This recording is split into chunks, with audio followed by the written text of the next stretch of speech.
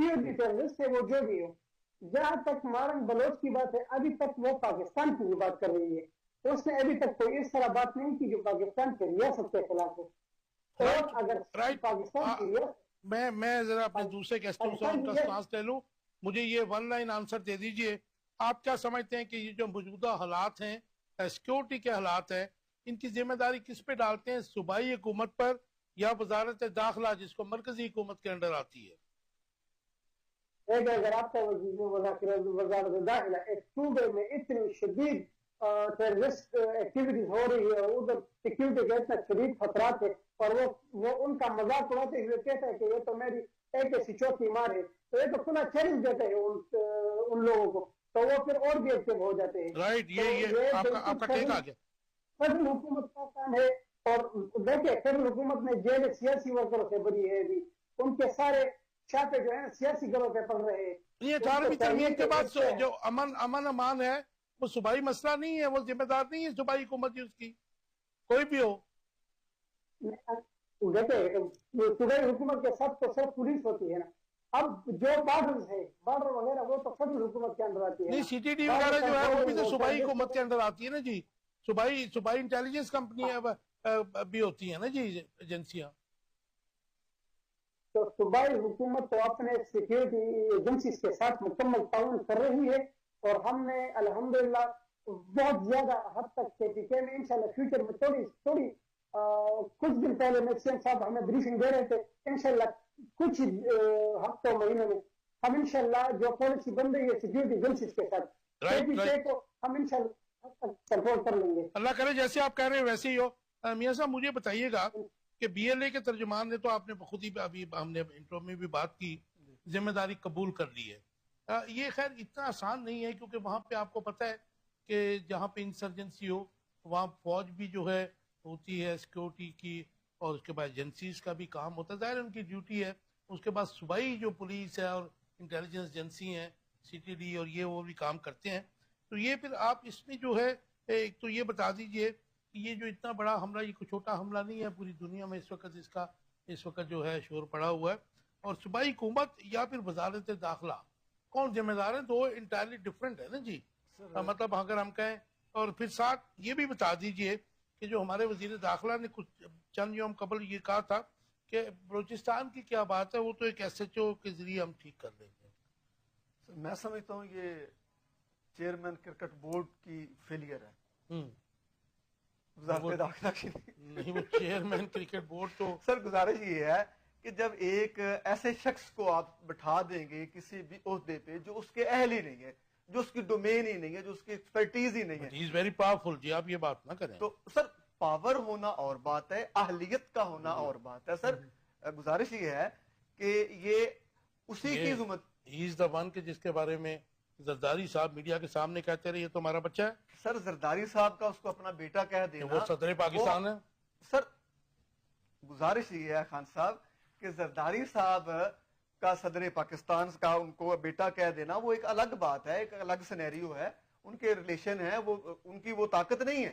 असल जो ताकत है, जहां पे ताकत वहां पे है, जिन्हें वो हॉर्स एंड कैटल शो हुआ तो वहां पे एज अ चीफ गेस्ट। देखिए बात सुनिए, मेरी बात सुनिए।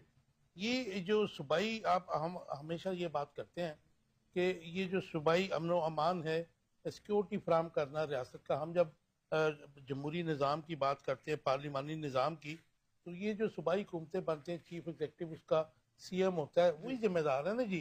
तो हम ये क्या वजह है कि आज 78 साल बाद भी हम रोना यही रोते हैं कि जी हमारी जो नाकामी हुई, पुलिस की हुई, हमारी सिक्योरिटी एजेंसीज की हुई, लेकिन असल में ये काम तो सूबाई हुकूमत की जो फोर्सेज है उनका है। सर उनकी कैपेसिटी बिल्डिंग किसने नहीं की? सर गुजारिश ये है, जब वो अवाम से डिस्कनेक्ट है, बदकिस्मती से, जो हमारा पार्लिमानी निजाम है, बात फिर घूम फिर के वहीं आ जाएगी जहां पे मतलब हर दूसरा शख्स और हर चौराहे में, हर गली में, हर नुक्कड़ पे, हर मतलब जगह पे यही डिस्कशन हो रही है कि वो जो बिठाए गए हैं, बदकिस्मती से वो बिठाए गए हैं, वो आए नहीं। उसने ज्वाइन किया सरफराज बुख्ती ने। सर सरफराज बुख्ती साहब पीपल्स पार्टी की हुकूमत है बलूचिस्तान में, क्या कर रहे हैं? सर पीपल्स पार्टी की हुकूमत है, बज़ाहिर सरफराज बुख्ती साहब हैं वहां पे, लेकिन वहां पे जो बाकी हमारा कितना बड़ा रेवेन्यू जा रहा है सिक्योरिटी के हवाले से, अब जो सरहदों पे ड्यूटी है, वहां से जितना बड़ा तेल स्मगल होके आ रहा है, उमर अयूब साहब की वो जो आपने गुफ्तगू सुनी होगी, वो कह रहे हैं लेकिन फौज तो कह रही है हमने रोक दिया और काफी फर्क भी पड़ा। सर गुजारिश ये है कि अब ये किसकी ड्यूटी है,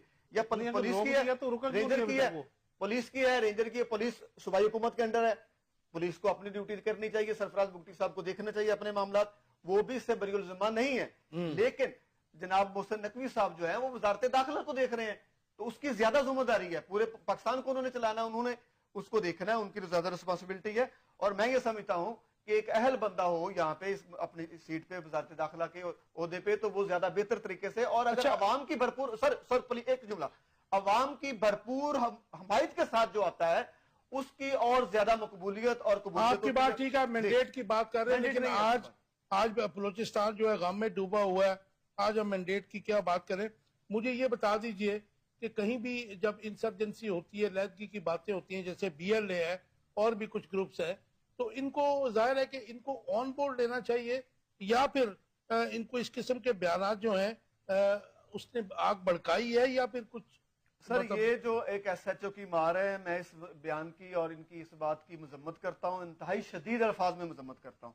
ठीक है, ऐसा नहीं कहना चाहिए, वो हमारे प्यारे भाई हैं, एक बहुत बड़ा सूबा है बलूचिस्तान हमारा, और इंतहाई मीठे लोग हैं, अच्छे लोग हैं, चंद एक हैं जो नादान है और वो बातों में आ गए हैं या इस्तेमाल हो रहे हैं, तो उनको मनाया जा सकता है, उनके साथ बैठ के बात की जा सकती है, मुल्क की तरक्की में वो अपना किरदार अदा कर सकते हैं। बात करने का वक्त गुजर चुका है। बड़ी साहब कैसे देखते हैं, आप समझते हैं कि इसमें जिम्मेदारी किसको आप ठहराएंगे, सूबाई हुकूमत या वजारत दाखिला?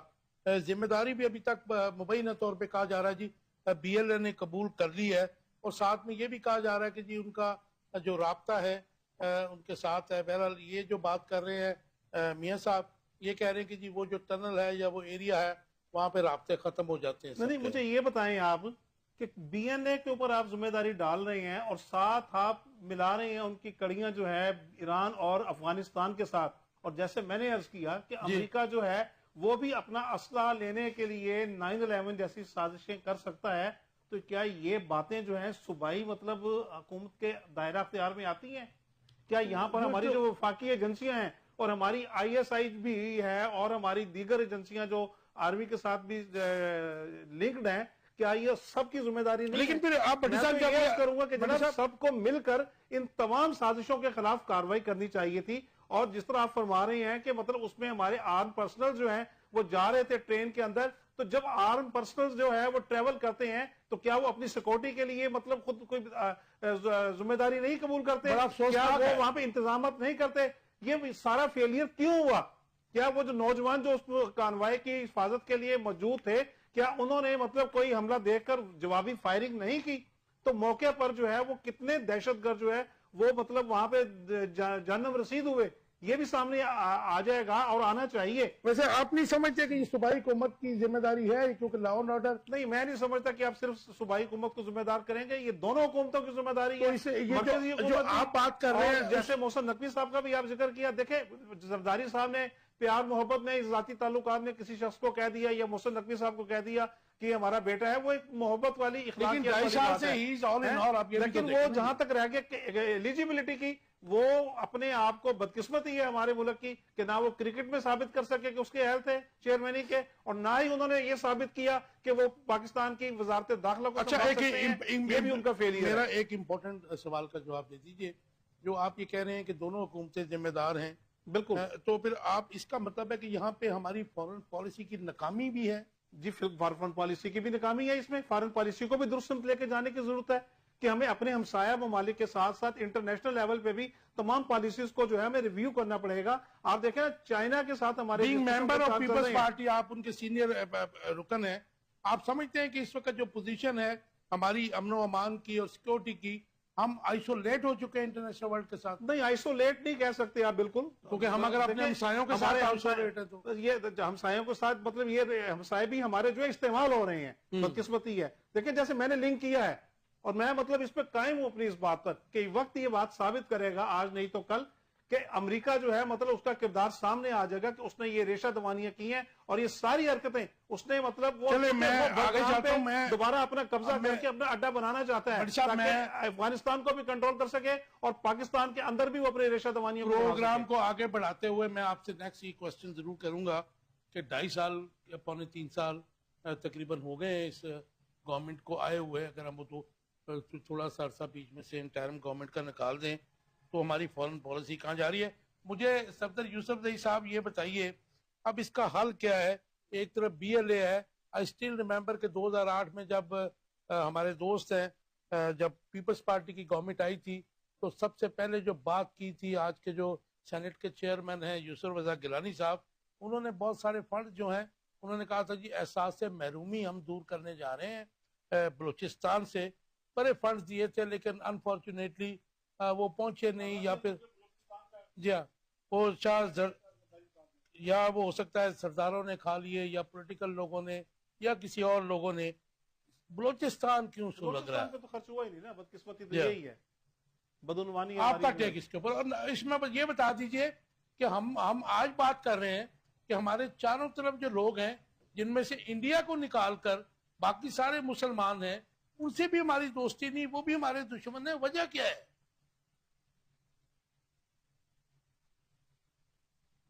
लेकिन वही हमारी फॉरेन पॉलिसी की तो नाकामी है। हम तो नाकाम हो रहे हैं अपने फॉरेन पॉलिसी में।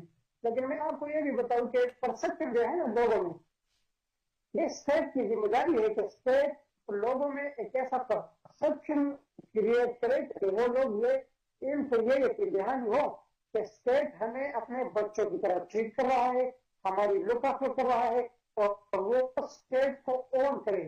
अब अनफॉर्चुनेटली हमारे मुख्तलिफ इलाकों में, बलूचिस्तान में और केडी के मुख्तलिफ इलाकों में, क्योंकि ज्यादातर इन इलाकों में जंग ही होती रही है, लोगों के जहन में ये ड्रिल कर लिया है कि स्टेट आपसे वफादार नहीं है और स्टेट आपकी मफादात जंग नहीं कर रही, बल्कि स्टेट में जो लोग आपके ऊपर बिठाए हैं उनके जाती मफादात है और वो जाती मफादात लेके अपने काम करते हैं। इसी वजह से कुछ ज्यादातर इलाके बलूचिस्तान के ज्यादा इलाके बड़े महरूम रह गए हैं, तो उनकी ये महरूमिया से वो थोड़ी सी नाराजगी का इजहार करती है, और ये पाकिस्तान के लिए या किसी भी मुल्क के लिए ये बहुत खतरनाक होती है।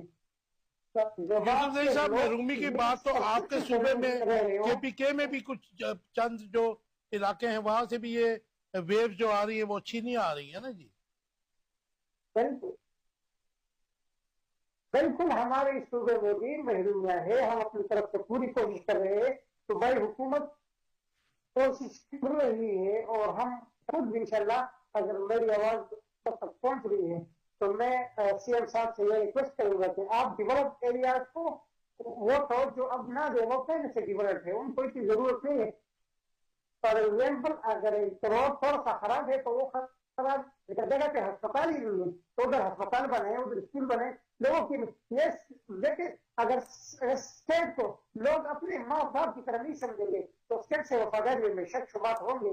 तो स्टेट को भी चाहिए कि अल्फाज का इस्तेमाल ख्याल से करे। मतलब यह है कि तो एक ऐसी चौथी मार है, ये बिल्कुल बिल्कुल जहन और मानते हुए कि इतना तो या मेरे ख्याल में उस वक्त वो दाखिल नहीं था, वो कोई किसी और मिनिस्ट्री में था, क्योंकि उसके साथ तो मिनिस्ट्री वो PCB भी है, सब कुछ है, तो वो पता नहीं किसी होमगोल में था या क्या उसने इस तरह का बयान दिया था।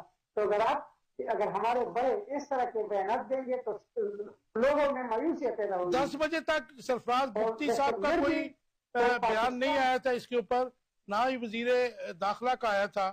कैसे देखते हैं आप इसको? जाहिर है कि इन लोगों की जिम्मेदारी डायरेक्टली होती है इनकी जिम्मेदारी। मैं सरफराज भुट्टी का फैन था कुछ वक्त तक, उसकी जब वो उधर का उसकी परफॉर्मेंस अच्छी थी, लेकिन जब से वो विद्यालय बना है वो बिल्कुल फुल बन गया है, उसकी एक्टिविटी बिल्कुल मेरे ख्याल में जीरो है। लेकिन मैं एक चीज और बताना चाहता हूँ, अगर हमने पाकिस्तान में सरदर्दी खत्म करनी है सबसे पहले हमने अपनी फॉरेन पॉलिसी चेंज करके अपने हमसाया ममालिक में भी ऐसा उनके साथ ऐसा राइट, आपका टेक आ गया, बड़ी अच्छी बात आप कर रहे हैं कि एक जैसे पॉलिसी बनाए, रीशेप करना पड़ेगी फॉरेन पॉलिसी को। हल क्या है जी इसका बलूचिस्तान और KPK में? एहसास महरूमी गो के हमारे पंजाब के जो रिमोट एरियाज है उधर भी आपको पता है क्या हालात है, डीजी खान को चले जाएं, कच्चे का एरिया है, कच्चे का एरिया इंजीनियर खान में देखें कितनी बुरी क्या हालत है। हर जगह पे आप देख लीजिए, मैं अर्बन 2-3 शहरों को छोड़ के।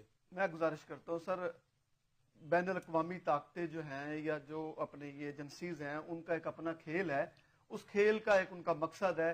पाकिस्तान पे काम किया, भुट्टो साहब ने शुरू किया एटम बम, उसके बाद उस पर हर दौर में जे जाए कि उनका इख्तलाफ थे सियासी, वो जो भी स्टेक होल्डर था, मिलिट्री एस्टेब्लिशमेंट थी या पॉलिटिकल फोर्सेस थी, उन्होंने उस टारगेट को अचीव किया, दिन रात एक करके उस टारगेट को अचीव किया। वो हमारी जरूरत थी।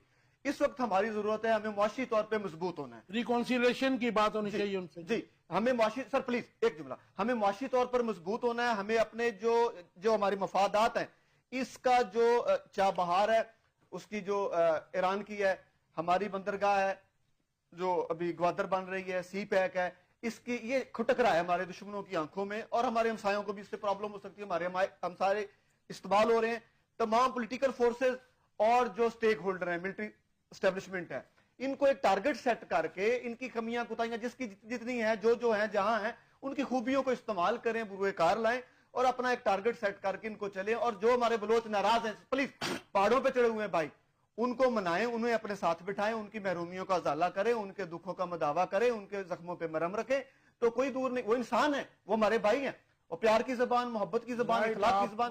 जी बड़ी साहब, ये जो बात रिकॉन्सिलेशन की है, क्योंकि इस वक्त जो हम देख रहे हैं, इसको स्टडी भी करता हूँ मैं, लिखा भी है बहुत, क्योंकि 1908 के बाद बलूचिस्तान प्ले ग्राउंड बना रहा इंटरनेशनल पार्क का, और बड़ी दफ़ा अनफॉर्चुनेटली ये बात हो रही है, अलहदगी की बातें हो रही हैं, अलहदगी की कोशिशें भी हो रही। इस वक्त आप क्या समझते हैं कि ये जो BLA है या और इस किस्म की तंजीमें हैं, इनको ऑन बोर्ड कैसे लिया जाएगा? क्योंकि तशद्दुद तो जवाब नहीं है, तशद्दुद जो है वो जाहिर है कि इस वक्त हम अफगानिस्तान के साथ भी हमारे तल्लुकात जो है बड़े ख़राब हैं। अभी भाई बात कर रहे थे सी पैक की, and it is very unfortunate कि चाबहार में डेवलपमेंट, अफगानिस्तान में डेवलपमेंट हो रही है, और हमारे इन्हीं हालात और सियासी अदम इस्तेकाम की वजह से जो हमारे सी पैक के मामलात है, जो ग्वादर के मामलात है, चाइना ने काफ़ी हद तक, बहुत मैं परसेंटेज नहीं नेशनल TV पे कहना चाहता, उनको रोक दिया हुआ है। बदकिस्मती है हमारी। तो ये फिर आप क्या समझते हैं, इसका हल क्या है? कि मतलब इसके लिए पहले सियासी इस्तेकाम लाना पड़ेगा पाकिस्तान में। साहब आपकी बात में काट रहा हूँ। जी गुजारिश ये है कि देखें, हम सियासी इस्तेकाम की बात करते हैं, राइट, कि जी सियासी इस्तेकाम आएगा तो मुईशत हमारी ठीक हो जाएगी, मुईशत ठीक हो जाएगी तो ये तमाम मसाइल हल हो जाएंगे। ठीक हो लेकिन गया। मैं आपसे एक सवाल कर रहा हूँ, सदर साहब ने भी कल यही बात की है। पैदाइशी तौर पर मुसलमान है अल्हम्दुलिल्लाह, एक मुस्लिम रियासत में रहते हैं, और आजकल रमजान शरीफ है और हम रोजे रख रहे हैं मुसलमान, तो क्या रोजा हमारा सिर्फ अल्लाह ताला को भूख दिखाने का नाम है? क्या जो हम बदमाशियां कर रहे हैं, महंगाई, मिलावट, जखीरा अंदोजी, बेईमानी, और लोगों के पेट काट रहे हैं, गरीबों की मतलब जो है ज़कात खा रहे हैं, अहले सरबत लोग, क्या ये रोजे का नाम है? जनाबे वाला, अभी आप आगाज हकूक़ बलोचिस्तान के हवाले से बात कर रहे थे कि जरदारी साहब ने जो वहां उनको फंड्स दिए थे, उनका क्या हुआ?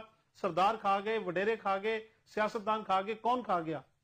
अवाम पर तो नहीं लगा ना। बात तो वही रह जाती है कि हर दौर में ये होता है, वो पैसा जो है गरीब अवाम की तरक्की और खुशहाली के लिए खर्च हो जाता। मैं तो ये समझता हूँ कि आज सदर पाकिस्तान आसिफ जरदारी साहब हैं, उन्हें मैं रिक्वेस्ट करूंगा कि वो तहकीकात करवाएं कि उन्होंने जो बजट दिया था, जो फंड दिया था, क्या वो सही तौर पर इस्तेमाल हुआ है, नहीं हुआ, और अगर जिन लोगों ने उसको हजम किया है गलत तरीके से, उनके खिलाफ सख्त तरीन कार्रवाई होनी चाहिए। क्या जो हमारे सदर पाकिस्तान है, वो ये बेहतर नहीं होगा कि जो मौजूदा इस वक्त सूरत हाल है, जिस तरीके से ट्रेन को जो है यरगमाल बनाया गया है, अपने जो अपना इनका सर, जब तक भूख खत्म नहीं होगी ना, ऐसा वो एहसास महरूमी खत्म नहीं होगा। वो ये तमाम मसाइल जो है जो कि क्या ये आइडियल ना होता कि अपने CM को कहते कि इसकी जिम्मेदारी उस पर डालकर उनसे रेजिग्नेशन जो है तलब करते? क्या तलब कर सकते हैं? लेकिन रेजिग्नेशन का तो पाकिस्तान में बदकिस्मती से रवाज ही नहीं है ना। राइट, कि मोहसिन नकवी साहब का इतना जिक्र किया हमने, मोहसिन नकवी साहब से इस्तीफा ले लिया, क्या क्रिकेट ग्राउंड बनाकर ही चैंपियन ट्रॉफी करवानी थी हमने? क्रिकेट टीम नहीं बनानी थी हमने? आपकी पार्टी, ठीक है ना, आपकी पार्टी तो सपोर्ट हमारे करती मुल्क में आज का वाकया नहीं है, ठीक है ना। इससे पहले सरहद में क्या होता रहा, लाहौर में कितने बम धमाके होते रहे हैं, पिशावर में कितने धमाके हुए हैं, कराची में कितने बम धमाके हुए हैं, राइट। कौन से आपको बंदे ने टेक आ इस्तीफा दिया? काज एंड एक रूल है सर, प्लीज। सफदर साहब, सफदर भाई मुझे बताइएगा, बिलावल जरदारी ने आज बयान दिया है, उन्होंने कहा जी मेरी जमात तीसरे नंबर पर है, मौजूदा हालात की जिम्मेदार तहरीके इंसाफ है। साथ में उन्होंने ये भी कहा कि 8 फरवरी के बाद ऑफर की गई थी तहरीके इंसाफ को कि वो गवर्नमेंट बना लें, उन्होंने गवर्नमेंट नहीं बनाई, जिसके नतीजे में हमें मजबूरन इत्तेहाद करना पड़ा नून लीग के साथ। तो वो जो मौजूदा सूरत हाल है उसका जिम्मेदारी आपकी जमात पर डाल रहे हैं, साथ नून लीग के तमाम जो हॉक्स हैं वो ये